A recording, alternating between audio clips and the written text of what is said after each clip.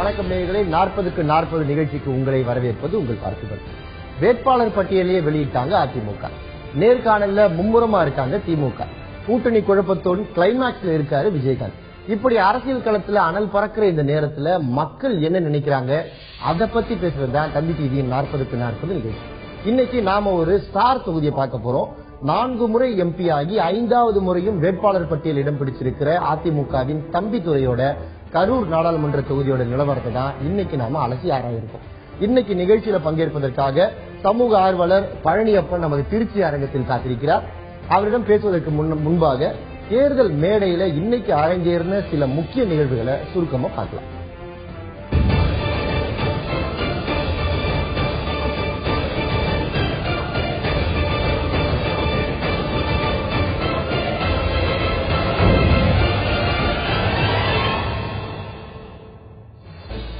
அதிமுகவின் நாடாளுமன்ற தேர்தல் அறிக்கை அக்கட்சியின் பொதுச் செயலாளரும் முதலமைச்சருமான ஜெயலலிதா வெளியிட்டார்.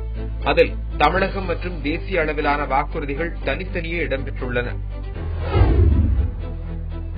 11 கட்சிகளை ஒன்றிணைத்து மாற்று அணி டெல்லியில் இன்று உருவானது. இதனை ஒருங்கிணைத்து பேசிய மார்க்சிஸ்ட் கம்யூனிஸ்ட் பொதுச் செயலாளர் பிரகாஷ் காரத், மத்தியில் ஆளும் காங்கிரஸ் தலைமையிலான அரசை வீழ்த்துவதே 3வது அணியின் முக்கிய நோக்கம் என்றார். காங்கிரசுடன் உறவு வைத்திருக்கும் எந்த கட்சியுடனும் பாஜக கூட்டணி வைக்காது என்று அக்கட்சியின் தமிழக தலைவர் பொன் ராதாகிருஷ்ணன் குறிப்பிட்டுள்ளார். தேர்தல் பிரச்சாரத்தில் புதிய உத்தியாக நமோ டீ கடையை தொடர்ந்து நமோ மீன்கடை தொடங்கப்பட்டுள்ளது. சென்னை மெரினா கடற்கரையில் நமோ மீன்கடையை பாஜகவின் தேசிய செயற்குழு உறுப்பினர் இல கணேசன் தொடங்கி வைத்தார். 70 ஆண்டுகள் நாட்டில் எதுவும் மாறவில்லை என பிரச்சாரம் செய்து வரும் பாஜக பிரதமர் வேட்பாளர் நரேந்திர மோடி மக்களை கிண்டல் செய்வதாக ராகுல் காந்தி விமர்சித்துள்ளார். தமிழ்நாட்டை குறுக்கு நெடுக்குமா வெட்டினா மையமா வர்ற இடம் தான் கரூர்.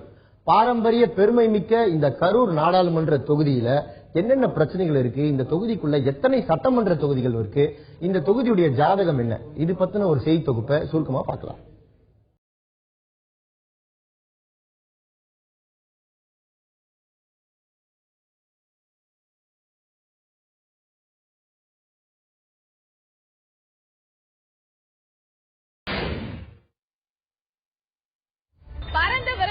எல்லைகளை கொண்ட ஒரு நாடாளுமன்ற தொகுதியில தான் இப்ப நம்ம இருக்கோம். இந்த பகுதியை பொறுத்தவரை பஸ் பாடி கட்டுற தொழிற்சாலை, கொசுவலை உற்பத்தி, போர்வைகள் உற்பத்தி, இதுதான் மிக பிரபலமா இந்த இடத்துல சொல்லப்படுது. இந்த பகுதியில இன்னொரு சர்ச்சைக்குரிய விஷயம் அப்படின்னு பாத்தீங்கன்னா, இங்க இருக்கக்கூடிய சாயப்பட்டறைகளும் அதுல இருந்து வரக்கூடிய கழிவுகளும் தான் சொல்லப்படுது. இப்படி பல்வேறு விஷயங்களை தன்னுள்ள அடக்கி இருக்க அமராவதி நதி பாய்கின்ற ஒரு நாடாளுமன்ற தொகுதி தான் கரூர். அங்கதான் இப்ப நம்ம இருக்கோம். பிரம்மதேவன் தனது படைத்தல் தொழிலை இங்கிருந்து தொடங்கியதாக கூறுகிறது இந்து சமயம். சேர, சோழ, பாண்டிய மற்றும் பல்லவ மன்னர்களின் போர்க்களமாக திகழ்ந்ததும் இந்த பகுதியே. சோழர்கள் கருவூலமும் இந்த இடத்தில் தான் இருந்திருக்கிறது.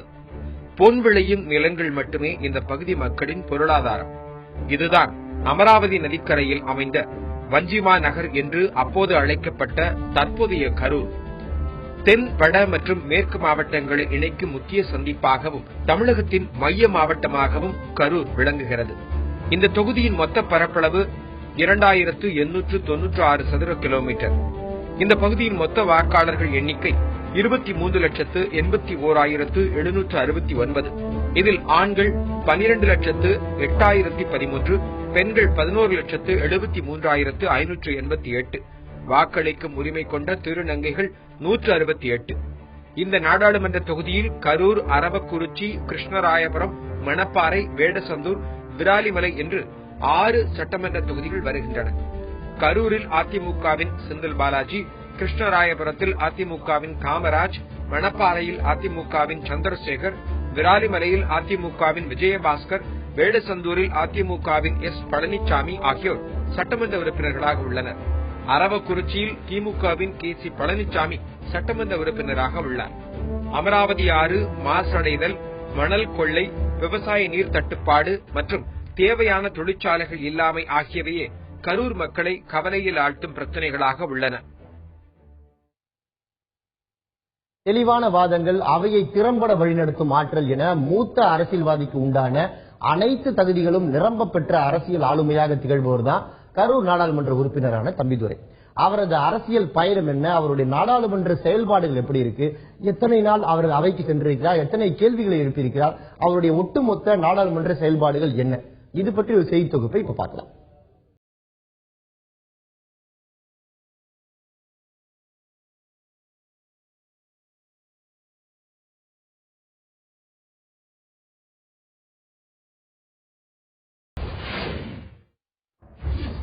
வாஜ்பாய் அமைச்சரவையில் மத்திய அமைச்சர், நாடாளுமன்ற மக்களவை அதிமுக குழு தலைவர், அதிமுகவின் கொள்கை பரப்பு செயலாளர், இப்படிப்பட்ட பன்முகத்தன்மை கொண்ட அரசியல் ஆளுமைதான் கரூர் நாடாளுமன்ற தொகுதியின் தற்போதைய உறுப்பினரான தம்பிதுரை. எதிர்வரும் நாடாளுமன்ற தேர்தலில் மீண்டும் தம்பிதுரைக்கு அதிமுக சார்பில் போட்டியிட வாய்ப்பு அளிக்கப்பட்டுள்ளது. விவசாய குடும்பத்தில் இருந்து வந்த இவர் சென்னை கிறிஸ்துவ கல்லூரியில் முதுகலை பட்டம் மற்றும் பொருளாதாரத்தில் முனைவர் பட்டம் பெற்றவர். 2009 நாடாளுமன்ற தேர்தலில் தம்பிதுரை 3,80,542 வாக்குகள் பெற்று வெற்றி பெற்றார். அவரை எதிர்த்து போட்டியிட்டு 2ஆம் இடம் பிடித்த திமுகவின் கே.சி. பழனிசாமியை விட 47,154 வாக்குகள் அதிகம் பெற்று வெற்றி பெற்றார் தம்பிதுரை.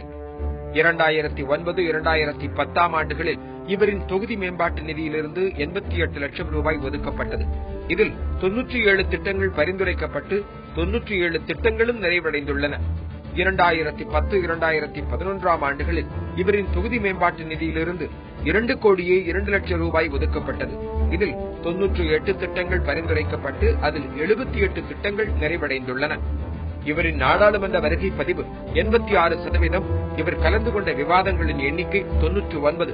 2G அலைக்கற்றை ஒதுக்கீடு, மீனவர்கள் தாக்கப்படும் விவகாரம், ஈழத் தமிழர்கள் விவகாரம் உள்ளிட்டவை குறித்து 367 கேள்விகளை நாடாளுமன்றத்தில் எழுப்பியுள்ளார். கரூர் நாடாளுமன்ற தொகுதி பற்றியும் அந்த நாடாளுமன்ற தொகுதியுடைய தற்போதைய எம்பியான தம்பிதுரையுடைய செயல்பாடுகள் பற்றியும் பார்த்தோம்.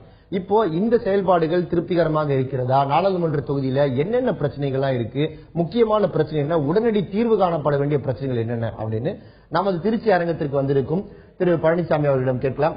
சார் வணக்கம். இப்ப கரூர் நாடாளுமன்ற தொகுதியில இருக்கக்கூடிய பிரச்சனைகளில் பிரதானமான பிரச்சனையா நீங்க எதை பாக்குறீங்க? தொன்மை சிறப்பும் தொழில் வளமும் மிக்க, நீங்க முன்பேயே குறிப்பிட்டது போல நட்சத்திர தொகுதி என்பது அரசியல் மாற்றங்களிலும் கூட மொழி போராட்டங்களிலும் கூட கரூருக்கு தனி சிறப்பு உண்டு.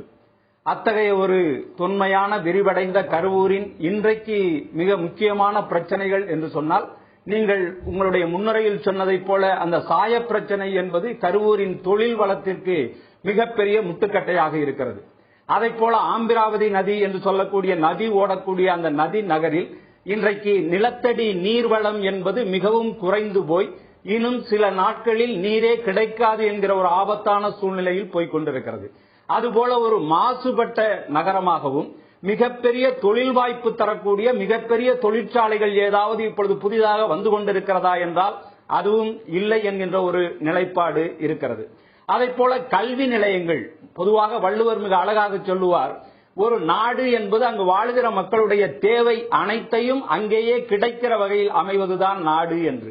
தொகுதியும் கூட அப்படித்தான். தொகுதியில் வாழுகிற மக்களுக்கு என்னென்ன தேவையோ அது பூரா அந்த தொகுதிக்குள்ளேயே கிடைக்கும்படியாக இருந்தால் அந்த மக்கள் மகிழத்தக்க வாழ்க்கையை வாழ்வார்கள்.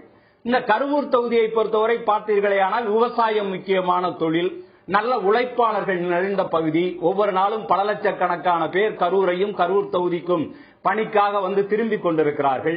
ஆனால் கல்வி நிலையங்களை பார்த்தீர்களே ஆனாலும் தனியார் கல்வி நிலையங்கள் நிறைய இருக்கின்றனவே தவிர அரசினுடைய எதிர்காலத்திற்கு நல்ல நம்பிக்கையூட்டக்கூடிய மருத்துவக் கல்லூரி அல்லது ஒரு விவசாய கல்லூரி அல்லது மிகப்பெரிய அளவிலே பலனளிக்கக்கூடிய தொழிற்கல்வி கல்லூரி போன்ற புதிய கல்லூரிகள் துவங்கப்பட்டிருக்கிறதா என்றால் அதுவும் குறையாகத்தான் இருக்கிறது.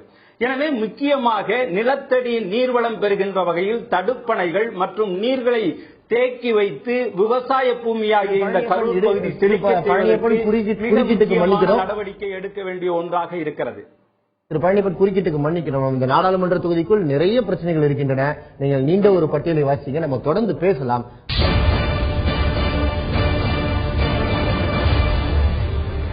கரூர் நாடாளுமன்ற தொகுதி பத்தி நீங்க நம்ம பார்த்துட்டு இருக்கோம். இந்த நாடாளுமன்ற தொகுதிக்குள்ள 6 சட்டமன்ற தொகுதிகள் இருக்கு. அது முதல்ல கரூர் சட்டமன்ற தொகுதி பத்தி பார்க்கலாம். ஜவுளி தொழிலும் பேருந்துக்கு பாடி கட்டும் தொழிலும் இந்த கரூர் சட்டமன்ற தொகுதியுடைய 2 கண்கள். ஆனா இரண்டுமே இன்னைக்கு புறையோடி போயிருக்கு அப்படின்னு தான் சொல்றாங்க கரூர் வாசிகள். அவர்களுடைய கண்ணீர் கதை என்ன என்பதை இப்போது நீங்களே பாருங்க. பஸ் பாடி கட்டும் தொழிலில் உலக அளவில் பெயர் பெற்ற ஊரான கரூர் தொகுதிக்குள் நுழைந்தோம். துண்டு, பெட்ஷீட், கால் விரிப்பு, கர்ச்சிப் போன்ற வீட்டு உபயோக ஜவுளி உற்பத்தி கரூரின் முக்கிய அடையாளம். சாயத் தண்ணீர் கலப்பால் பொலி விளந்த அமராவதி ஆறும் இங்கேதான் ஓடுகிறது. ஜவுளி தொழில் இல்லாத கரூர் பொருளாதாரத்தை நினைத்து பார்க்க முடியாது. படித்த இளைஞர்கள் முதல் பாமரர்கள் வரை ஜவுளி தொழிலை நம்பியே இங்கே பிழைப்பு நடத்துகின்றனர். இங்கு உற்பத்தியாகும் ஜவுளி பொருட்களை உலக அளவில் சந்தைப்படுத்த சில ஆண்டுகளுக்கு முன்னர் ஜவுளி பூங்கா அமைக்கப்பட்டது. வாங்குவோரையும் விற்பனையாளரையும் இணைக்கின்ற பாலம்தான் இந்த ஜவுளி பூங்கா. ஆனால் அது முறையாக செயல்படுவதில்லை என்பது இந்த தொகுதி தொழில் அதிபர்களின் கருத்தாக உள்ளது. ஜவுளி பூங்கா முழுமையான செயல்பாட்டுக்கு வந்தால் கரூர் ஜவுளி தொழில் மேலும் பல இலக்குகளை தொடும் என்பது இவர்களின் வாதம். நிறைய ஜவுளி பூங்கா என்ற பெயரோடு பெயர் பலகைகள் மாட்டப்பட்டிருக்கிறதே தவிர அதனுடைய செயல்பாடுகள் அங்கு இருக்கிறதா என்றால் இன்னும் வரவில்லை. அதனால் எந்தவித முன்னேற்றமும் இல்லை. பழைய இடங்களில் இருந்து இங்கிருந்து செயல்படுகிறது. அங்கு ஒரு பலகை மட்டும் தொங்குகிறது. எனவே அந்த ஜவுளி பூங்கா என்பது என்ன நோக்கத்திற்காக ஆரம்பிக்கப்பட்டதோ, அரசு எந்த நோக்கத்தோடு அவர்களுக்கு பெரிய உதவிகளை எல்லாம் செய்ததோ அதை பயன்பெறத்தக்க வகையில் அங்கிருந்து இந்த தொழிலை பெருக்கி ஏற்றுமதியை கூட்டி அரசிற்கு வருவாயை கூட்டி வேலைவாய்ப்பை பெருக்குகின்ற பணி நடக்க வேண்டும். கரூர்ல பொறுத்த வரைக்கும் படிச்சவங்களுக்கு வேலைங்கிறது கம்மி தான். அடிமட்ட மக்களுக்கு தான் அதிக வேலை வாய்ப்புகள் இங்க இருக்கு. கரூர் மாவட்டத்தை பொறுத்த வரைக்கும் படித்தவர்கள் மேக்சிமம் இங்க இருக்கிறது இல்ல. காரணம் என்னன்னா தொழிற்சாலைகள் கம்மியா இருக்கு. அதனால அதர் ஏரியாவுக்கு போறதுக்கான வாய்ப்புகள் அதிகமா இருக்கு. கரூரில் முறையான சுத்திகரிப்பு நிலையங்களை அமைக்காத சாயப்பட்டறைகள் படிப்படியாக மூடப்பட்டு வருகின்றன. இதனால் ஜவுளி உற்பத்திக்கு தேவையான நூல்களுக்கு சாயம் ஏற்ற திருப்பூர் மற்றும் கோயம்புத்தூரை நோக்கி செல்கின்றனர் ஜவுளி உற்பத்தியாளர்கள். கிடப்பில் உள்ள சாயப்பட்டறை பூங்கா அமைக்கும் திட்டத்தை செயல்படுத்த வேண்டும் என்கின்றனர் இவர்கள். சாயப்பட்டறை பூங்கா வந்தால் இளைஞர்களுக்கு வேலைவாய்ப்பு கிடைக்கும் என்பது இவர்களின் எதிர்பார்ப்பு.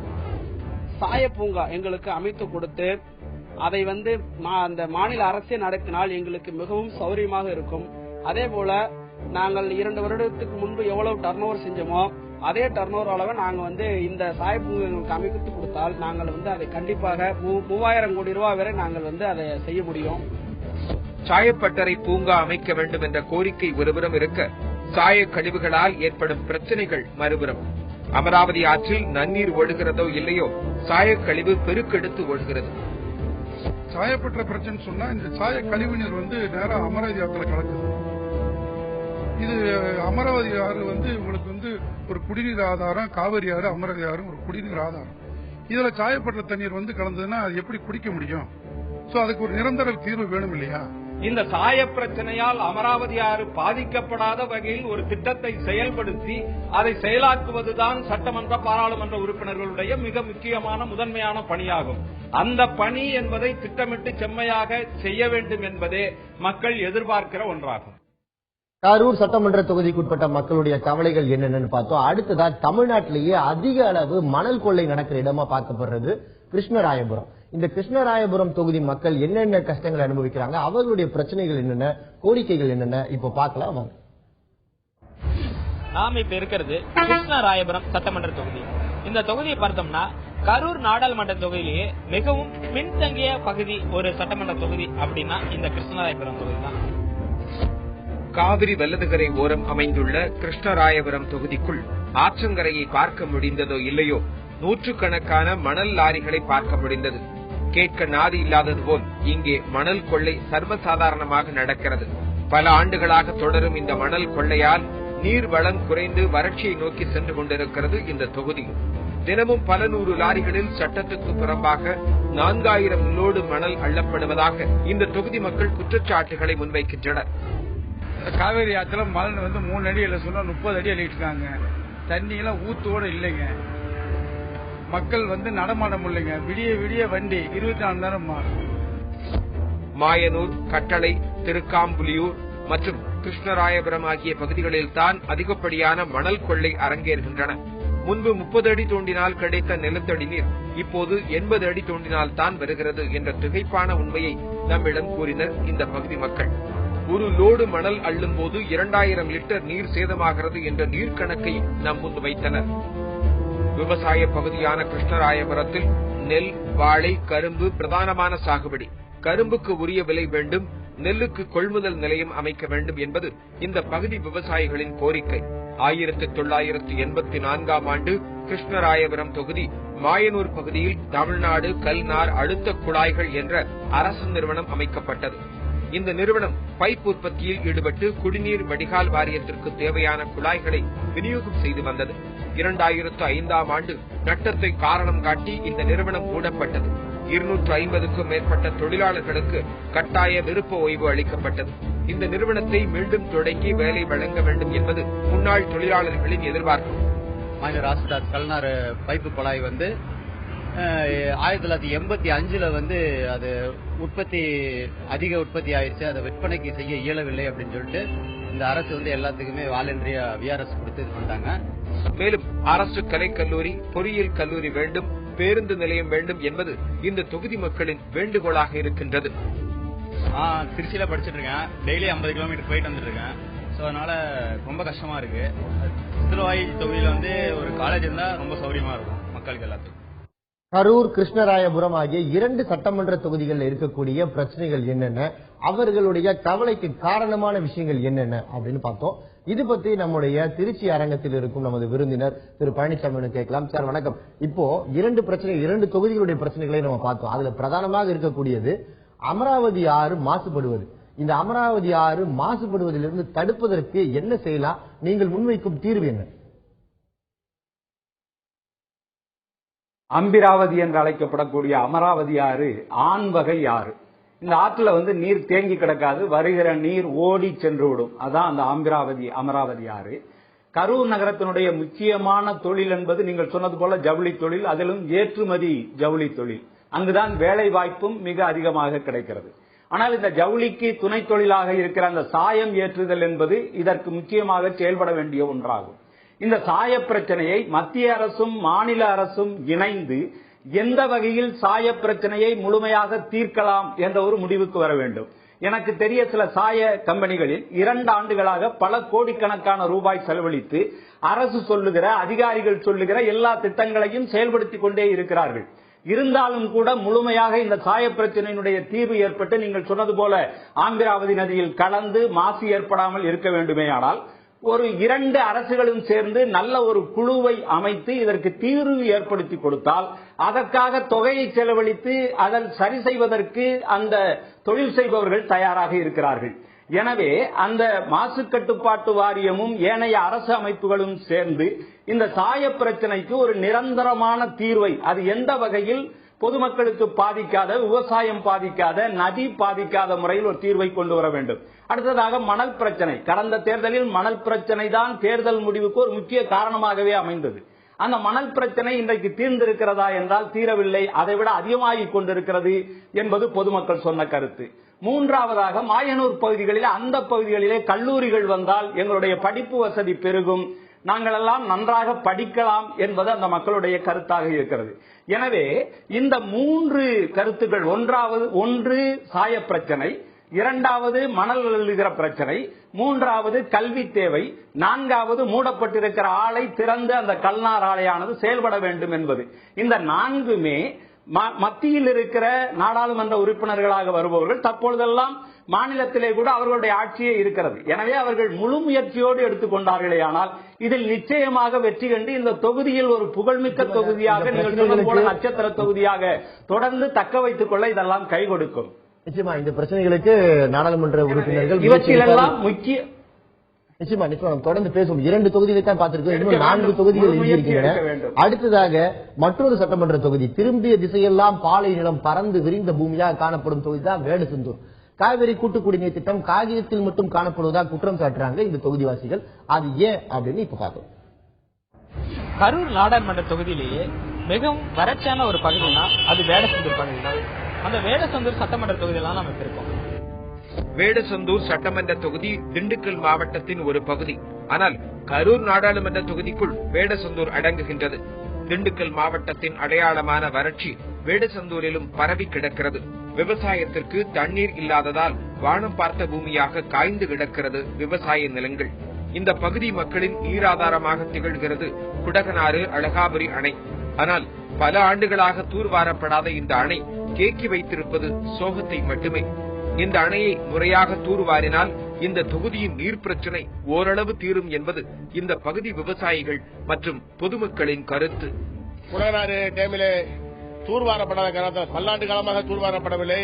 அதன் காரணமாக அங்கே தண்ணீர் பற்றாக்குறை ஏற்பட்டு இங்கே வேடசூர் பகுதி மட்டுமல்ல வேடசூர் தாலுகாவும் வறட்சி ஏற்பட்டிருக்கிறது. குடகனாறு அணைக்குத்தான் இந்த கவலை கதை என நினைத்த நம்மிடம் வேறு ஒரு பிரச்சினை பற்றி கூற தொடங்கினர் இந்த தொகுதி மக்கள்.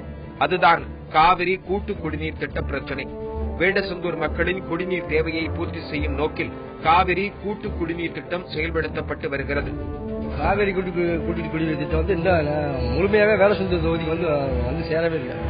அதனால மக்களுக்கு குடிநீர் பிரச்சனையை முதல்ல தீர்த்தா நல்லா இருக்கும். இப்ப தண்ணி வசதி இல்லாம இருக்குது எங்க ஊருக்கு, அதுக்கு நல்லா பாக்கணும். கரண்ட் சீக்கிரம் கட் ஆயிருந்தாலும் எங்களால படிக்க முடியல. அதுக்கு அவங்க நல்லா கரண்ட் வசதி எல்லாம் செஞ்சாங்கன்னா இன்னும் கொஞ்சம் நல்லா இருக்கும். தண்ணி குடி தண்ணி வரணும், தவசம் தண்ணி இறக்கி விற்கணும். இதெல்லாம் செஞ்சாத்தே மனசு இருக்க முடியும். இப்பவே இருக்க முடியாத சூழ்நிலை வந்துகிட்டு இருக்கு. காவிரி வருமா வராதா என பல கிராமங்களில் காத்து கிடக்கின்றனர் மக்கள். உடைந்த குழாய்களை அகற்றி புதிய குழாய்கள் அமைத்து நீர் பிரச்சனையை தீர்க்க வேண்டும் என்கின்றனர் இந்த தொகுதி மக்கள். வேடசந்தூர் தொகுதி மக்களின் மற்றொரு கவலை வடமதுரை ரயில் நிலையம் பற்றித்தான். இங்குள்ள வியாபாரிகள், விவசாயிகள் தொழில் நிமித்தமாக திருச்சி, மதுரை செல்ல வடமதுரை ரயில் நிலையம் பெரிதும் உதவுகிறது. வேடசந்தூர் தொகுதிக்குள் வரும் வடமதுரை ரயில் நிலையம் இப்போது ஒரு மைய பிரச்சனையாக உருவாகியிருக்கிறது. விழுப்புரம், திண்டுக்கல் இருவழி ரயில் பாதை திட்டம் செயல்படுத்தப்பட்டு வருகிறது. இந்த பணி முழுமையாக முடிந்த பிறகு வடமதுரை ரயில் நிலையத்தை அகற்ற ரயில்வே நிர்வாகம் முடிவு செய்திருப்பதாக தகவல். வடமதுரை ரயில்வே ஸ்டேஷன் இப்ப வேடசந்தூர் வரைக்கும் ஒரு முக்கியமான ஒரு தத்துவம். அது இருந்ததுன்னா திண்டுக்கல் நாங்க போறத விட குஜிலியம் வர இப்படி அது மெயின் ரோட் சென்னை போறதுக்கு நல்ல ஒரு பெரிய விஷயம். அப்ப சுற்றுப்பக்கத்தில் உள்ள ஏரியா வடமதுரை ஸ்டேஷன் ஒரு 10 நிமிஷம் அந்த ட்ரெயின் இருந்தா ஒரு லக்கேஜ் ஏற்றவோ மற்றவங்க ஏறவோ இறங்கவோ எல்லாத்துக்கும் சௌரியமா இருக்கும். அது கொஞ்சம் ட்ரபிளா இருக்கு. முக்கியமான ட்ரெயின் வர்றது அங்க நிக்க மாட்டேங்காம இருக்குங்க. கரூர் நாடாளுமன்ற தொகுதிக்குட்பட்ட 3 சட்டமன்ற தொகுதிகளோட பிரச்சனையை பார்த்தோம். அடுத்ததா விராலிமலை சட்டமன்ற தொகுதியோட பிரச்சனையை பார்க்கலாம். விராலிமலை வழியாக திருச்சி, மதுரைக்கு ரயில் சேவை விடப்பட வேண்டும் என்பது இந்த பகுதி மக்களுடைய நீண்ட நாள் கோரிக்கை. இன்னும் பல கோரிக்கைகளை அவங்க முன்வைக்கிறாங்க. அவங்களுடைய கோரிக்கைகள் என்னன்னு இப்ப பார்ப்போம். இந்த பகுதியை பொறுத்தவரை அதிக எண்ணிக்கையிலான தொழிற்சாலைகள் இருந்தும் அநேக தொழிற்சாலைகள் மூடப்பட்டிருக்கிறதுனால மக்களோட வருமானம் கேள்விக்குறியா இருக்கு. விராலிமலை என்ற இந்த தொகுதியின் பெயர் இந்த பகுதியின் மிக பிரபலமான முருகன் கோவில் அமைந்துள்ள மலையின் பெயரிலேயே அமைந்துள்ளது. இந்த மலையில் அதிக எண்ணிக்கையில் காணப்படும் மயில்கள் விராலிமலைக்கு அழகு சேர்க்கின்றன. இந்த பகுதியில் தொழிற்சாலைகள் அதிக எண்ணிக்கையில் இருந்தாலும் அதில் பெரும்பாலானவை மூடி கிடக்கின்றன. மின் தட்டுப்பாடு இதற்கு முக்கிய காரணமாக கூறப்படுகிறது. இதனால் இந்த தொகுதியில் ஆயிரக்கணக்கானோர் வேலையின்றி பரிதவிக்கின்றனர். மழை பெய்யாததால் விவசாய வேலையும் போதிய அளவு இல்லை. மின்சாரத்தினாலதான் சுத்தமா தொழிற்சாலை மூடப்படுது. மின்சாரம் பாதிக்கப்பட்டதுனால கம்பெனி அவங்க குறிப்பிட்ட நேரத்தில் அந்த ஆர்டர் கொடுக்காதனால அந்த ஆர்டர் பூரா அவங்களுக்கு கேன்சல் ஆயிடுச்சு. அப்படினால எல்லாருமே அவங்கள தொழில் சுத்தமா முடங்குற ஒரு சூழ்நிலை உருவாயிருச்சு. ஏன்னா இங்க சுற்றுவட்டாரம் எல்லாருமே தொழிற்சாலை நம்பிதான் இருக்காங்க. ரொம்ப பின்தங்கி இருக்கிறதுனால தொழிற்சாலையில் இருக்கிற ஒருத்தவங்க கூட வேலை இல்ல. அதை யாருமே கண்டுகிட்டதா எங்களுக்கு தெரியவே இல்லை. அதனால நடுத்தர மக்கள் ரொம்ப பெரிதும் பாதிப்படைஞ்சிருக்காங்க. விராலிமலை ரயில் நிலையத்தை முனையமாக மாற்ற வேண்டும் என்ற இந்த மக்களின் கோரிக்கையும் இதுவரை நிறைவேறவில்லை. விராலிமலை மார்க்கமாக திருச்சியிலிருந்து மதுரைக்கு ரயில்கள் இயக்கப்பட வேண்டும். இதன் மூலம் பயண நேரம் மற்றும் தூரம் குறையும் என்கின்றனர் இந்த பகுதி மக்கள். இப்ப நமக்கு விராலிமலை வழி அந்த குளத்தூர்ல இருந்தே கட் பண்ணா கிணாங்குளத்தூர்ல இருந்து 40 கிலோமீட்டர் ஷார்ட்டா மதுரை போயிடலாம். இது ரொம்ப நாளா இந்த கோரிக்கை மக்கள்கிட்ட இருந்திருக்குது. இது சம்பந்தமா சர்வே எல்லாம் எடுத்தாங்க. இந்த தொகுதி எம்பி இது சம்பந்தமா எதுவுமே பேசல. அவர் விராலிமலைக்கே வரல. விராலிமலை சட்டமன்ற தொகுதிக்குட்பட்ட மக்களின் விருப்பங்கள் என்ன அப்படின்னு விரிவாவே பார்த்தோம். இது பத்தி நம்முடைய விருந்தினர்கிட்ட கேட்கலாம். திரு பழனிப்பன், உங்களிடம் ஒரு கேள்வி. இப்ப வேடசந்தூர் தொகுதியை பத்தி பார்த்தோம், நம்ம விராலிமலை தொகுதி பத்தியும் பார்த்தோம். தொழிற்சாலைகள் தேவை, ரயில் முனையம் தேவை என்பதை பிரதான 2 கோரிக்கைகளாக விராலிமலை மக்கள் முன்வைக்கிறாங்க. இந்த கோரிக்கைகளுடைய தீவிரம் பத்தி சொல்லுங்க. நீரின்றி அமையாது உலகு என்று சொல்வார்கள். வேடசந்தூர் பகுதி மக்களை பொறுத்தவரை அங்கு இருக்கிற அந்த நீர்நிலை தூர்வாரப்பட வேண்டும். நீர்நிலை சிறந்தால்தான் விவசாயம் எங்களுடைய உயிர் தொழிலான பயிர் தொழில் சிறக்கும் என்று சொன்னார்கள். பொதுவாக பாராளுமன்ற உறுப்பினர்கள் தங்களுடைய சட்டமன்ற தொகுதியில் அலுவலகங்கள் அமைத்து குறைகளை எல்லாம் பதிவு செய்கிறார்கள். ஆனால் அவற்றில் இந்த ரயில் போன்ற புகைவண்டி விடுதல், ரயில் விடுதல், தூர்வாறுதல், அந்த பகுதியில் மூடப்பட்டிருக்கிற தொழிற்சாலைகளை எதனால் மூடப்பட்டது என்பதை ஆய்ந்து அதற்குரிய அந்த இடர்களை களைந்து அந்த தொழிற்சாலைகள் செயல்பட்டால்தான் அந்த தொகுதி மக்களுடைய வாழ்க்கை மலரும் என்கின்ற இந்த பிரச்சனைகளை தங்களுடைய அந்த சட்டமன்ற தொகுதி மையங்களில் குறிப்பிட்டிருக்கிற குறைகளை 100% நிறைவு செய்கின்ற முறையிலே எடுத்துக் கொள்வார்களேயானால் இந்த குறைகள் எல்லாம் நிச்சயமாக இருக்காது.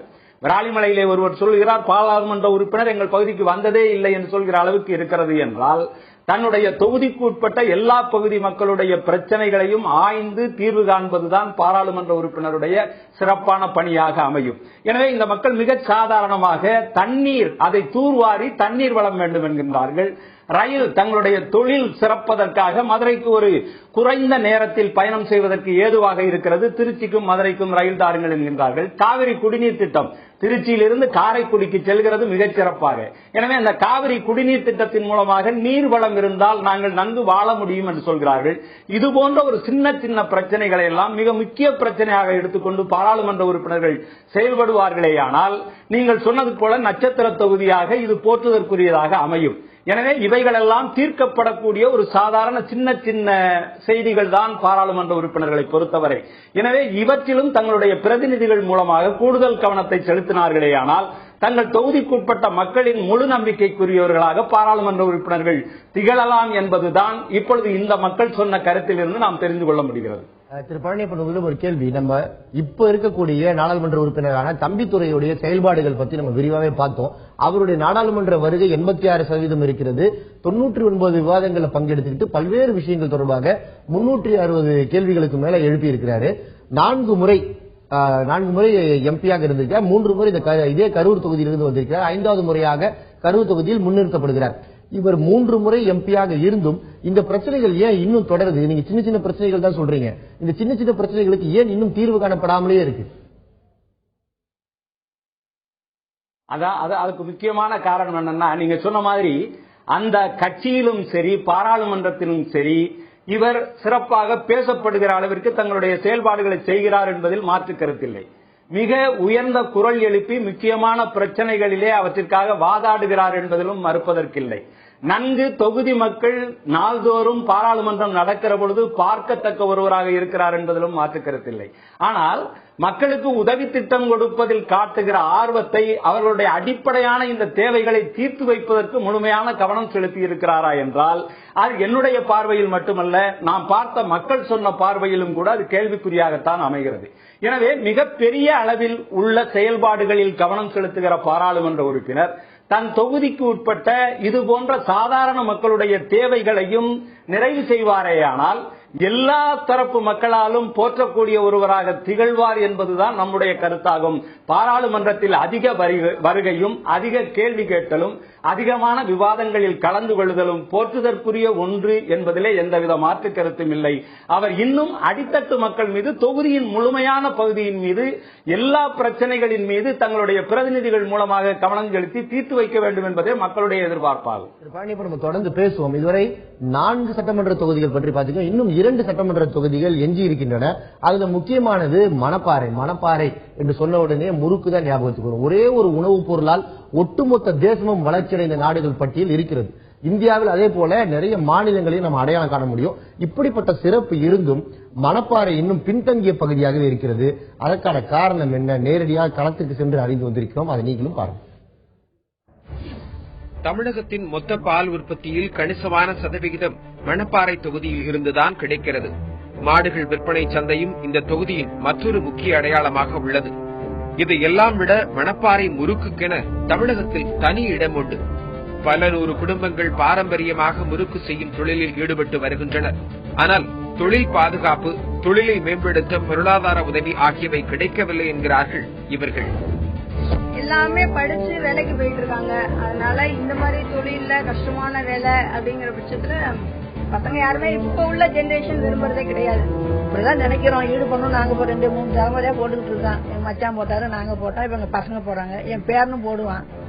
கொஞ்சம் கஷ்டப்பட்டுக்கிட்டு இந்த தொழிலே பார்க்காட்டீங்கன்னா பரம்பரை தொழிலை பார்க்காட்டீங்கன்னா வேலைக்கு போகணும் அப்படின்னு சொல்லி படிக்கிறாங்க பசங்கள்லாம். கஷ்டம் தானே, இருக்க விலைவாசி எங்களுக்கு போட்டு போயிட்டு இருக்கனால எங்களால ஒன்றும் பண்ண முடியல. எங்களுக்கு எந்த உதவியும் கிடையாது, கவர்மெண்ட் உதவி. இந்த தொகுதியில் ஒரு அரசு கலைக்கல்லூரி கூட இல்லாததால் இந்த பகுதி மாணவர்கள் வெகு தூரம் சென்று கல்லூரி படிப்பை மேற்கொள்ளும் நிலை உள்ளது. மணப்பாறை பகுதியை பொறுத்தவரைங்க கிட்டத்தட்ட 50 ஆண்டு காலமாகவே கல்வித்துறையில எங்களுக்கு ஒரு கல்லூரி வேணும்னு எல்லாருமே கேட்டுக்கிட்டு இருந்தாங்க. ஆனால் அது இன்று வரை எந்த அரசாங்கத்தாலும் அது செய்து கொடுக்கப்படவில்லை. ஒரு அரசு கல்லூரி ஒண்ணு கூட கிடையாது இங்க மணப்பாறையில. பொறியியல் கல்லூரியிலும் கிடையாது. வேற எந்த விதமான வசதியும் அரசால் செய்யப்பட்டு தரல. பூக்கள் சாகுபடி அதிகமாக உள்ளதால் நறுமண தொழிற்சாலை அமைக்கப்பட வேண்டும் என்பது இந்த பகுதி விவசாயிகளின் எதிர்பார்ப்பாக உள்ளது. குடிநீர் பற்றாக்குறை என்பது மணப்பாறை தொகுதியில் மிகப்பெரிய பிரச்சனையாக விஸ்வரூபம் எடுத்து நிற்கிறது. மணப்பாறை பகுதியில் வறட்சி பாதித்த பகுதி என்கிற ஒரு சூழல் தொடர்ந்து நிலவி கொண்டிருக்கிற காரணத்தால் இங்கே விவசாயம் பொய்த்து போய்விட்டது.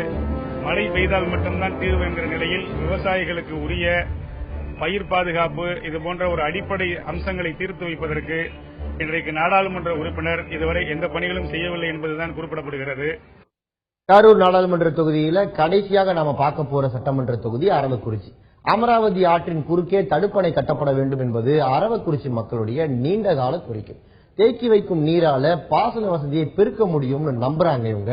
ஆனா அது இன்னும் நடைமுறையாகல. இது பற்றி அந்த மக்கள் என்ன சொல்றாங்க இப்ப பார்க்கலாம். இந்த பகுதியை பொறுத்தவரை முருங்கை சாகுபடி தான் இங்க அதிகமா செய்யப்படுது. ஆனா இங்க இருக்கக்கூடிய விவசாயிகளுக்கு முருங்கையில இருந்து பொடி தயாரிக்கக்கூடிய ஒரு தொழிற்சாலை தேவை அப்படிங்கிறது இவங்களோட நீண்ட நாள் கோரிக்கையா இருக்கு. ஆனா அது இதுவரை நிறைவேற்றப்படல அப்படின்னு சொல்லி விவசாயிகள் தரப்புல இருந்து வேதனையோட சொல்றாங்க. தமிழகத்தின் முருங்கை சாகுபடியில் முக்கிய இடம் வகிக்கும் அரவக்குறிச்சி தொகுதியின் நீர் ஆதாரமாக இருக்கிறது அமராவதி ஆறு. ஆனால் அரவக்குறிச்சி தொகுதியில் கடந்த சில ஆண்டுகளாக பருவமழை பொய்த்து போனதால் அமராவதியில் நீர்வரத்து வெகுவாக குறைந்துவிட்டது. இதனால் கடைமடை பகுதியான அரவங்குறிச்சியில் முருங்கை சாகுபடி பெரிய அளவில் பாதிக்கப்பட்டுள்ளது. தொழில் வளம் இல்ல, வருமானம் இல்ல, மழை இல்லாதனாலதான் விவசாயம் இல்ல, ஆடு குட்டிகள் குடிக்கிறது கூட தண்ணி இல்ல. இந்த தொகுதியில் அதிகமாக சாகுபடியாகும் முருங்கையை மதிப்பு கூட்டு பொருளாக மாற்ற வேண்டும் என்பது இந்த பகுதி விவசாயிகளின் நீண்ட நாள் கோரிக்கையாக இருந்து வருகிறது. அதாவது முருங்கை பவுடர் பண்ற மாதிரி ஒரு தொழிற்சாலை வந்தா நல்லா இருக்கும். அது யாருமே இதுவரை ஸ்டெப் எடுக்கல. எந்த கவர்மெண்ட்டுமே அதை பத்தி சொல்றாங்க. ஆனா எலெக்ஷன் வர்றப்ப சொல்றாங்க. ஆனா எலெக்ஷன் முடிஞ்சு அதை தவிர்த்துறாங்க. எதுவுமே சொல்றது. தொழில் வளம் மற்றும் நீர்வளம் அரவக்குறிச்சியில் இல்லாத நிலையில் விவசாய பாசனத்திற்காக அமராவதி ஆற்றின் குறுக்கே தடுப்பணை கட்ட வேண்டும் என்ற மற்றொரு கோரிக்கையும் நிறைவேறாத கோரிக்கையாகவே இந்த பகுதியில் உள்ளது. குடிநீருக்கே ரொம்ப நாங்க தற்பாடாதான் இருக்கிறோம். ஆனா விவசாயத்துக்கு நீங்க பாத்தீங்கன்னா எங்க சைடுல அமராவதி ஆறு ஓடிக்கிட்டு இருக்கு. ஆனா அதுக்கான தடுப்பணையை கட்டி ஒரு நீர் தேக்கம் கொடுத்து விவசாயிகளுக்கான ஒரு ஏற்பாடு எந்த இதுவுமே எங்களுக்கு இல்லைங்க. கரூர் நாடாளுமன்ற தொகுதிக்குட்பட்ட 6 சட்டமன்ற தொகுதிகளுடைய பிரச்சனைகளையும் விரிவாகவே நம்ம செய்தி தொகுப்புகளா பார்த்துட்டோம். திரு பழனியப்பன், உங்களிடம் ஒரு கேள்வி. இப்போ 4 சட்டமன்ற தொகுதிகளை நம்ம ஏற்கனவே பேசிட்டோம். இப்போ மணப்பாறை, அரவக்குறிச்சி 2 தொகுதிகளுடைய பிரச்சனைகளை பார்த்தோம். நறுமண தொழிற்சாலை வேணும் அப்படின்னு மணப்பாறை வாசிகள் கேட்கிறாங்க.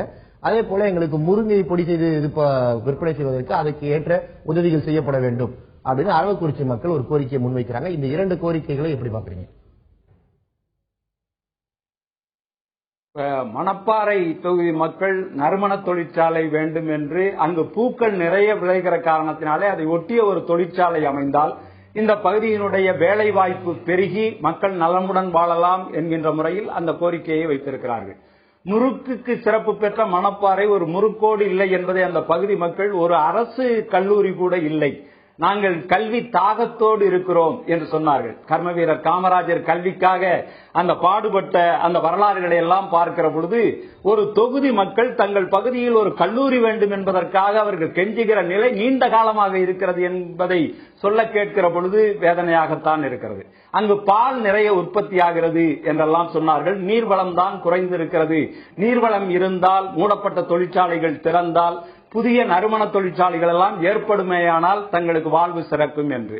அரவங்கள் நிறைந்த குறிச்சியாகிய அரவக்குறிச்சி மக்கள் அங்கு மிக அதிகமாக விளையக்கூடியது முருங்கைக்காய் நகரம் என்ற பெயரே உண்டு. அந்த முருங்கைக்காய் பவுடர் தயாரிக்கிற தொழிற்சாலை ஒன்று வேண்டும். அதை போல அமராவதியிலே தடுப்பணை கட்ட வேண்டும். இந்த இடத்துல ஒன்றை நான் சொல்ல விரும்புகிறேன். காமராஜர் அவர்கள் ஒரு முறை பயணம் வந்தபோது ஒரு பகுதி மக்கள் விவசாயிகள் ஐயா ஐயா என்று கதறினார்களாம். காமராஜர் என்ன என்று கேட்டாராம்.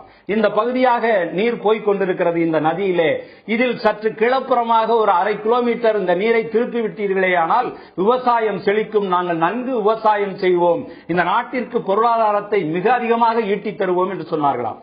உடனே காமராஜர் அதிகாரிகளை கூப்பிட்டு இந்த விவசாயிகள் சொல்வதை நீங்கள் செய்து கொடுக்கலாமே என்று கேட்ட பொழுது அந்த அதிகாரிகள் முடியவே முடியாது என்று சொன்னார்களாம். காமராஜர் சொன்னாராம், முடியாது என்று சொல்வதற்கு ஒரு அதிகாரி தேவையா? இதை சாதாரண ஒரு சின்ன பையன் கூட சொல்லுவானே. அந்த பகுதி மக்கள் இங்கு செல்கிற நீரை சற்று திருப்பி விட்டால் எங்களுக்கு நீர் கிடைக்கும் என்று சொல்கிறார்கள், விவசாயம் பெருகும் என்று சொல்கிறார்கள், ஏன் செய்யக்கூடாது என்று கேட்ட பொழுது தண்ணீர் பள்ளத்தில் போகிறது, இவர்கள் பகுதி மேடாக இருக்கிறது, அங்கு திருப்பி விட முடியாது என்று சொன்னார்களாம். கர்மவீரர் காமராஜர் சொன்னாராம், ஒரு தடுப்பணையை கட்டுங்கள், நீர் எவ்வி விழுகிற பொழுது அந்த மேட்டிற்கு செல்லும் அல்லவா என்று சொன்ன பொழுது அது சாத்தியம் என்று சொன்னார்களாம். ஆக இந்த பகுதி மக்கள் எல்லாம் கேட்பது, இந்த பூமி செழித்திருக்க வேண்டும், நீர்வளம் வேண்டும், அதற்கு தடுப்பணை வேண்டும், அதன் மூலமாக எங்களுடைய பரம்பரை தொழிலை விட்டுவிடாமல் விவசாயம் செய்ய வேண்டும். இந்த நாட்டினுடைய முதுகெலும்பாக இருக்கக்கூடியவன் விவசாயி, எனவே அந்த விவசாயம் பொய்த்து போய்விடக்கூடாது என்பதற்காக அந்த நீர்வளத்தையும் அந்த தொழிற்சாலைகளையும் கேட்கிறார்கள். எனவே அரசு அதிகாரிகளை கேட்டு இது முடியாது என்று நாடாளுமன்ற உறுப்பினர் ஒதுக்காமல் இது முடியும் என்பதற்கான சாத்தியத்தை அவர் களத்தில் இருந்து செய்வாரேயானால் இந்த பகுதி மக்களுடைய அத்தனை கோரிக்கையையும் உடனே நிறைவேற்றி விடலாம். ஒரு நறுமண தொழிற்சாலை ஏற்படுத்துவதற்கு மிகப்பெரிய பல்லாயிரம் கோடி தேவை இல்லை. அதே போல ஒரு முருங்கைக்காய் பவுடர் தொழிற்சாலை நிறுவுவதற்கு பல ஆயிரம் கோடி தேவையில்லை. ஒரு தடுப்பணை கட்டுவதற்கு பல லட்சக்கணக்கான கோடி தேவையில்லை. எனவே இவற்றில் எல்லாம் அதிக கவனம் செலுத்தினால் இந்த தொகுதியினுடைய அனைத்து சட்டமன்ற பகுதியிலே வாழ்கிற எல்லா மக்களுடைய கோரிக்கைகளையும் நிறைவேற்றி நிச்சயமா தொடர்ந்து பேசும். நீங்க சொன்னது போல இந்த கோரிக்கைகள் அனைத்துமே நியாயமான 12 காலமாக நீடிக்கக்கூடிய கோரிக்கைகள் தான். இதை சுலபமாக நிறைவேற்றிவிட முடியும் அப்படின்னு நீங்க சொல்றீங்க. நம்ம தொடர்ந்து பேசுவோம். நம்ம நிகழ்ச்சியில அடுத்து ஒரு சுவாரஸ்யமான பகுதியை பார்க்க போகிறோம். அதுதான் இன்றைய தேர்தல் யூகம் வியூகம்.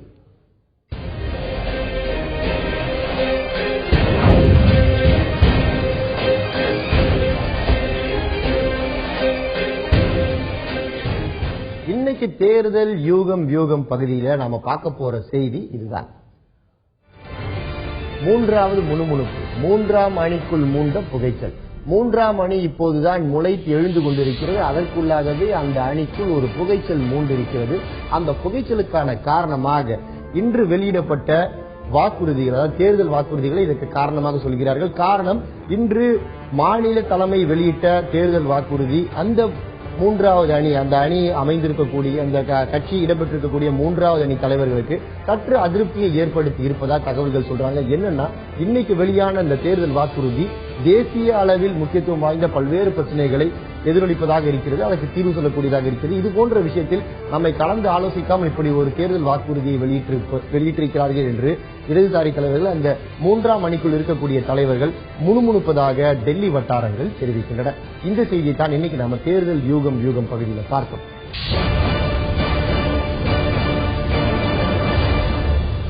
இந்த 40க்கு 40 நிகழ்ச்சியுடைய முக்கியமான நோக்கமே மக்கள் மனதில் என்ன இருக்கிறது என்பதை அறிந்து உங்களுக்கு சொல்வதுதான். இதற்காக தந்தி டிவி ஒரு மெகா சர்வேவை நடத்தியது.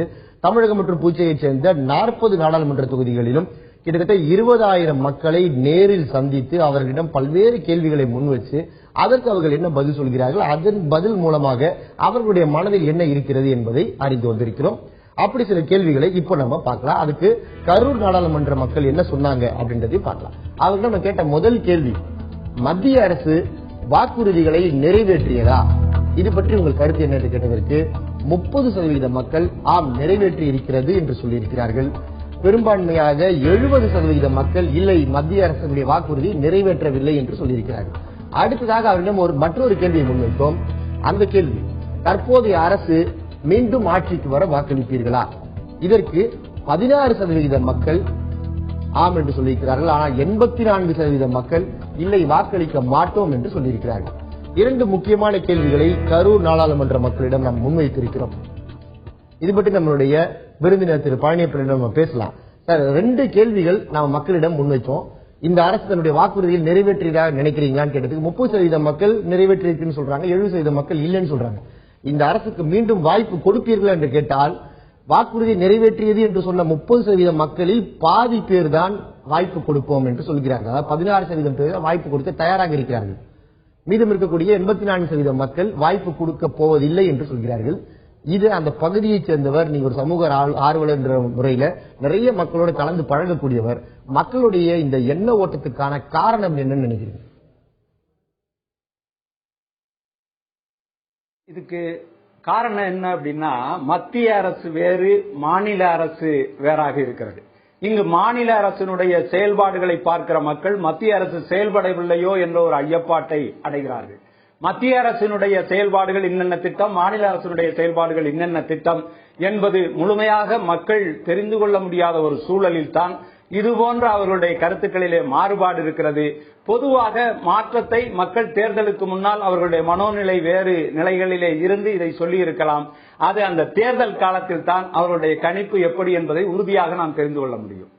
இது வந்து தேர்தல் நெருக்கத்தில் அண்மையில் எடுக்கப்பட்ட கருத்து கணிப்புகள் தான் இது. இன்னும் 3 முக்கியமான கேள்விகளையும் மக்கள் முன்னாடி நம்ம வச்சிருக்கிறோம்.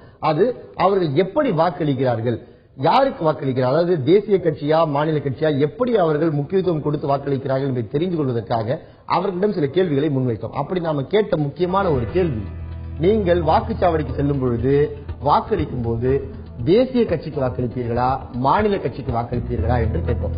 இதற்கு 71% மக்கள், கரூர் நாடாளுமன்ற தொகுதிக்குட்பட்ட 71% மக்கள் மாநில கட்சிக்குத்தான் தங்களுடைய வாக்கு என்று சொல்லியிருக்கிறார்கள். 29% மக்கள் தேசிய கட்சிக்கு வாக்களிக்க போவதாக சொல்லியிருக்கிறார்கள். இதில் நீங்கள் தேசிய கட்சிக்கு வாக்களிப்பதாக இருந்தால் உங்களுடைய தேர்வு எந்த கட்சி என்று ஒரு கேள்வியை கேட்டோம். இதற்கு 67% மக்கள் பாஜகவுக்கு வாக்களிக்க போவதாக சொல்லியிருக்கிறார்கள். 33% மக்களுடைய விருப்பம் காங்கிரஸ் கட்சியாக இருக்கிறது. ஒருவேளை நீங்கள் மாநில கட்சிக்கு வாக்களிப்பதாக இருந்தால் உங்களுடைய தேர்வு என்ன என்று கேட்டோம். அதற்கு 45% மக்கள் அதிமுகவுக்கு வாக்களிக்க போவதாக சொல்கிறார்கள். 39% மக்கள் திமுக தான் தங்களுடைய தேர்வு என்று சொல்லியிருக்கிறார்கள். 14% மக்களுடைய விருப்பம் தேமுதிகவாகவும் 2% மக்களுடைய விருப்பம் மற்றவர்களாகவும் இருக்கிறது. இப்போ 3 கேள்வி, அதாவது எப்படி அவங்க ஓட்டிங் பேட்டர்ன் என்ன அப்படின்னு தெரிஞ்சுக்கிறதுக்காக இது போன்ற சில கேள்விகளை முன் வச்சிருக்கீங்க. தேசிய கட்சிக்கு வாக்களிக்க போகிறீங்களா இல்ல மாநில கட்சிக்கு வாக்களிக்க போகிறீர்களா? ஏன்னா நடக்க போறது நாடாளுமன்ற தேர்தல் என்பதால் நீங்கள் எதை மனதில் வைத்து வாக்களிக்க போறீங்க அப்படின்ற கேள்வி நம்ம கேட்டிருக்கோம். இதுக்கான பதில்களையும் நாம் பார்த்தோம். திரு பழனியப்பன், இப்போ இந்த பதில்களை நீங்களும் பார்த்திருப்பீங்க. மாநில கட்சிக்கு தான் வாக்களிக்க போவதாக அதிகமான மக்கள் சொல்லியிருக்கிறார்கள். தேசிய கட்சிக்கு சற்று குறைவாகத்தான் இருக்கிறது. ஒருவேளை தேசிய கட்சிக்கு வாக்களிப்பதில் எந்த கட்சிக்கு அதிக முக்கியத்துவம் கொடுப்பீர்கள் என்று கேட்டால் 67% மக்களுடைய தேர்வு பாஜகவாக இருக்கிறது. இது பத்தி என்ன நினைக்கிறீங்க?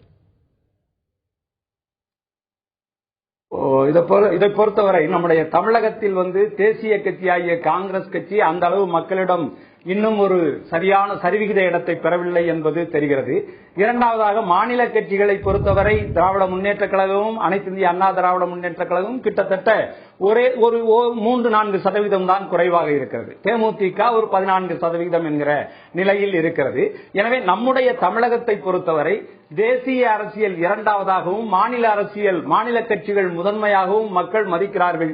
இந்த மாநில கட்சிகள் எந்த தேசிய கட்சியோடு இணைகிறதோ அந்த கட்சி வெற்றி பெறும் வகையில் மக்களுடைய மனோநிலை இருக்கிறது என்பதுதான் இதை காட்டுகிறது. நிச்சயமா. அடுத்ததாக வேறு சில முக்கியமான கேள்விகளையும் மக்கள் மத்தியில் நம்ம முன் வச்சிருக்கோம். இது நடக்க போறது நாடாளுமன்ற தேர்தல் என்பதால் பிரதமர் வேட்பாளரை முன்னிறுத்தி பாஜக பிரச்சாரத்தை மேற்கொண்டு வருகிறது. பிரதமர் வேட்பாளர் என்பதே மிக முக்கியமாக பேசப்படும் பொருளாக மாறி இருக்கும் நிலையில் இந்த பிரதமர் வேட்பாளர் தேர்வில் மக்களுடைய விருப்பம் என்ன என்பதை அறிந்து கொள்ள விரும்பினோம். இது தொடர்பான கேள்விகளையும் மக்கள் கிட்ட கேட்டிருக்கோம். அப்படி நாம முன்வைத்த கேள்வி, யார் பிரதமராக வர வேண்டும் என நீங்கள் விரும்புகிறீர்கள்? இதற்கு கரூர் நாடாளுமன்ற மக்கள் 60% பேர் நரேந்திர மோடி தான் தங்களுடைய விருப்ப தேர்வு என்று சொல்லியிருக்கிறார்கள். 15% மக்கள் ராகுல் காந்தி பிரதமராக வர வேண்டும் என்று விரும்புகிறார்கள். 11% மக்கள் தமிழக முதலமைச்சர் ஜெயலலிதா பிரதமராக வேண்டும் என்று ஆசைப்படுகிறார்கள். 14% மக்களுடைய தேர்வு மற்றவர்களாக இருக்கிறது. இந்த பிரதமர் தொடர்பாகவே மற்றொரு முக்கிய கேள்வியும் நாம் முன்வைத்தோம். அந்த கேள்வி, தற்போதைய சிக்கல்களில் இருந்து இந்தியாவை மீட்டெடுக்கும் திறமை வல்லமை யாருக்கு அதிகம் இருப்பதாக நினைக்கிறீர்கள் என்ற ஒரு கேள்வியை கேட்டோம். இதற்கு கரூர் நாடாளுமன்றத்துக்கு உட்பட்ட மக்கள் 73% பேர் இந்த வல்லமை படைத்தவர் நரேந்திர மோடி தான் என்று நம்புகிறார்கள். 18% மக்கள் ராகுல் காந்திக்கு இந்த திறமை இருப்பதாக சொல்கிறார்கள். 9% மக்களுடைய விருப்ப தேர்வு ஜெயலலிதாவாக இருக்கிறது. தமிழக முதலமைச்சர் ஜெயலலிதா இந்தியாவை தற்போது சிக்கல்களிலிருந்து மீட்டெடுக்கும் வல்லமை படைத்தவர் என்று 9% மக்கள் நினைக்கிறார்கள். இந்த 2 கேள்விகள் முக்கியமான கேள்விகள். அதாவது பிரதமர் தேர்வு என்று வரும்பொழுது உங்களுடைய ஓட்டு யாருக்கு? நரேந்திர மோடிக்கா, ராகுல் காந்திக்கா, அல்லது தமிழக முதலமைச்சர் ஜெயலலிதாவுக்கா என்ற கேள்வியை கேட்டோம். யார் சிறந்த தலைவர், வல்லமை படைத்த தலைவர் என்று நீங்கள் நம்புகிறீர்கள் என்ற கேள்வியை கேட்டோம். இதற்கு மக்கள் அளித்த பதில்களை பார்த்தோம். திரு பழனியப்பன், இது தொடர்பாக உங்களுடைய கருத்துக்கள் என்ன? அதாவது இந்தியாவை அடுத்த பிரதமராக யார் வர வேண்டும் என்று கேட்கும் பொழுது 50%க்கும் அதிகமானவர்களுடைய விருப்பம் நரேந்திர மோடியாகவும், அடுத்தது ராகுல் காந்தியாகவும், தமிழக மக்கள் தமிழக முதலமைச்சர் ஜெயலலிதா பிரதமராக வர வேண்டும் என்றும் கணிசமான மக்கள் விருப்பம் தெரிவித்திருக்காங்க. இதை நீங்க எப்படி பாக்குறீங்க? இது ஒரு மௌன புரட்சியாகத்தான் கரூர் தொகுதியை பொறுத்தவரை எனக்கு தெரிகிறது. ஏனென்றால் பிரதமராக வருவதிலும் சரி, அடுத்து தேசிய அரசியலை பற்றிய கணிப்பிலும் சரி, பாரதிய ஜனதாவைத்தான் 3 பகுதி மக்கள் சொல்லி இருக்கிறார்கள் என்றால், முக்கியமாக ஒரு மாற்றத்தை இந்த தொகுதி மக்கள் எதிர்பார்க்கிறார்கள். ஒரு மாற்றத்தின் மூலமாக மறுமலர்ச்சி ஏற்படும் என்று எதிர்பார்க்கிறார்கள். காங்கிரஸ் ஆனது இந்த தொகுதியில் ஆரம்ப காலத்தில் வலுவூன்றி ஒரு ஆணித்தரமாக மிகச்சிறப்பாக இருந்தது. காலப்போக்கில் அந்த காங்கிரஸ் இப்பொழுது கரைந்து கொண்டிருக்கிறது என்பதை கூட இந்த மக்களுடைய அந்த தேர்வு விகிதம் நமக்கு தெற்றென காட்டுகிறது. நிச்சயமா மக்கள் தீர்ப்பு மகேசன் தீர்ப்பு என்று சொல்கிறோம். மக்களுடைய எண்ண ஓட்டங்களை அறிந்து கொள்வதற்காகத்தான் இந்த கருத்து கணிப்பு நடத்தப்பட்டது. இது தவிர மேலும் சில கேள்விகளை நாம் முன் வச்சோம். அரசியலில் திடீரென முளைத்து ஆட்சியை பிடித்த ஆம் ஆத்மி கட்சி பற்றி கரூர் நாடாளுமன்ற மக்கள் என்ன நினைக்கிறார்கள்? இது பற்றிய கேள்விகளையும் நாம் அவர்களிடம் கேட்டோம். அதற்கு அவர்கள் அளித்த பதில் என்ன என்பதை இப்போது பார்க்கலாம். ஆம் ஆத்மி என்ற ஒரு கட்சி இருப்பது பற்றி உங்களுக்கு தெரியுமா? ஆம், தெரியும் என்று 70% மக்கள் சொல்லியிருக்கிறார்கள். 30% மக்களுக்கு அப்படி ஒரு கட்சி இருப்பது தெரியவில்லை. உங்களுக்கு தெரியும் என்றால் அவரிடம் ஒரு கேள்வி துணை கேள்வி கேட்கப்பட்டது. உங்களுக்கு ஆம் ஆத்மி கட்சியை தெரியும் என்றால் அந்த கட்சிக்கு வரும் தேர்தலில் வாக்களிப்பீர்களா? இதற்கு ஆம் என்று வெறும் 10% மக்கள் மட்டும்தான் சொல்லியிருக்கிறார்கள். மீதம் இருக்கக்கூடிய 90% மக்கள் இல்லை, வாக்களிக்க போவதில்லை என்று சொல்லியிருக்கிறார்கள். 70% மக்களுக்கு ஆம் ஆத்மி என்று ஒரு கட்சி இருப்பது தெரிகிறது. ஆனால் அதில் 10% பேர் மட்டும்தான் அதற்கு வாக்களிக்க தயாராக இருக்கிறார்கள். 90% மக்கள் அதற்கு வாக்களிக்க தயாராக இல்லை. இறுதியாக முக்கியமான ஒரு கேள்வியை கரூர் நாடாளுமன்ற தொகுதி மக்களிடம் வைத்தோம். அந்த கேள்விதான், தமிழக முதலமைச்சர் ஜெயலலிதா அடுத்த பிரதமராக வர முடியும் என்று நீங்கள் நினைக்கிறீர்களா? இதற்கு 20% மக்கள் ஆம் வர முடியும் என்று சொல்கிறார்கள். 26% மக்கள் வரலாம், வாய்ப்பு இருக்கிறது, இல்லாமலும் போகலாம் என்று சொல்கிறார்கள். 54% மக்கள் இல்லை, வாய்ப்பு இல்லை என்று சொல்கிறார்கள். அதாவது 46% மக்கள் ஜெயலலிதா பிரதமராக வர வாய்ப்பு இருப்பதாக நினைக்கிறார்கள். இப்போ இறுதியாக நிகழ்ச்சியோட நிறைவு பகுதிக்கு வந்திருக்கும் 3 முக்கியமான கேள்விகளை முன்வைத்திருக்கிறோம். ஆம் ஆத்மி தொடர்பாக 2 கேள்விகள், தமிழக முதலமைச்சர் ஜெயலலிதா தொடர்பாக 1 கேள்வி. திரு பழனியப்பன், இப்ப நிகழ்ச்சியோட நிறைவு பகுதிக்கு வந்திருக்கோம். சுருக்கமாக சொல்லுங்க, தமிழக முதலமைச்சர் ஜெயலலிதா பிரதமராக வர முடியுமா என்ற ஒரு கேள்வியை நாம் கரூர் நாடாளுமன்றத்தில் கேட்டிருக்கிறோம். 3 முறை அதிமுகவின் தம்பிதுரையை நாடாளுமன்றத்துக்கு அனுப்பிய ஒரு தொகுதி. அந்த தொகுதியில் 46% மக்கள் வாய்ப்பு இருப்பதாக நினைக்கிறார்கள். 20% மக்கள் வர முடியும் என்று திறமாக நம்புகிறார்கள். 26% மக்கள் வாய்ப்பு இருக்கலாம் என்று சொல்கிறார்கள். இது பற்றி உங்களுடைய கருத்து என்ன? சுருக்கமாக பதிவு பண்ணுங்க. நிகழ்ச்சியோட நிறைவு பகுதியில் இருக்கும்.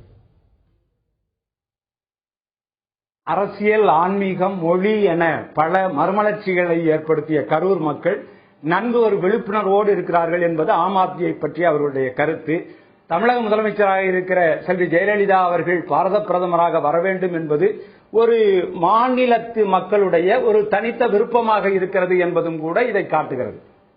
திரு பழனியப்பன், இத்தனை நேரமாக கரூர் நாடாளுமன்ற தொகுதியில் நேரடியாக களத்தில் மக்கள் என்ன நினைக்கிறார்கள் என்பது பற்றி நிறைய தகவல்களை எங்கள் திருச்சி அரங்கத்திற்கு வந்து பகிர்ந்துகிட்டீங்க. உங்களுடைய வருகைக்கு மிக்க நன்றி.